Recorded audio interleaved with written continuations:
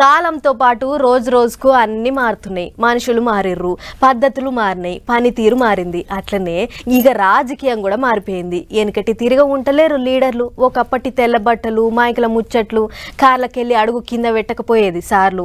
కానీ ఇప్పుడు తెల్లారి లేచింది మొదలు పబ్లిక్లోనే ఉంటుర్రు. ఇంట్లో చుట్టం లెక్క తాపకోసారి ఇంటింటికి పోయి పలకరిస్తున్నారు. ఇక చూడుర్రు మీరే. మంచో షేడో ఏ ముచ్చటైనా పొద్దుగాల జర్ర ఉడుకుడుకు చాయ్ కడుపులో పడుతున్నప్పుడు మాట్లాడుకుంటే ఇంత ఎక్కువ విచారణ చేయొచ్చు. అందుకే కావచ్చు మంత్రి పొన్నం ప్రభాకర్ సారు ఈ నడుమ పొద్దుగాల లేచిందే తడు వాడలు పట్టుకొని తిరుగుతుండు. బాటెంట పోయే పబ్లిక్ ను పలకరించి ఆపతి సాపతి అరుచుకుంటున్నాడు. ఇక పండుగ పూట పబ్లిక్ అంతా ఇండ్ల కన్నే నిమ్మలంగా ఉంటారనుకున్నాడో ఎట్లనో మరి. పొద్దుగాలనే నడకకు బయలుదేరిండు సారు. హుస్నాబాద్ పబ్లిక్ కు పండుగ శుభాకాంక్షలు చెప్పిండు. మెడల తువ్వాలేసుకొని బాట పొంటి అందరినీ నోరారా పలకరించుకుంటా సాగిండు. ఇక అసలే చలికాలం పండుగ యాళ్ళ. అందుకే అందరికి గరం గరం చాయ్ తాగిచ్చిండు మంత్రి సారు. వాళ్ళు వీళ్ళని కాదు, వచ్చిన వాళ్ళందరికీ చాయ్ తాగిచ్చిండు. చాయ్ తాక్కుంటేనే అందరితోనే ముచ్చట్లాడిండు.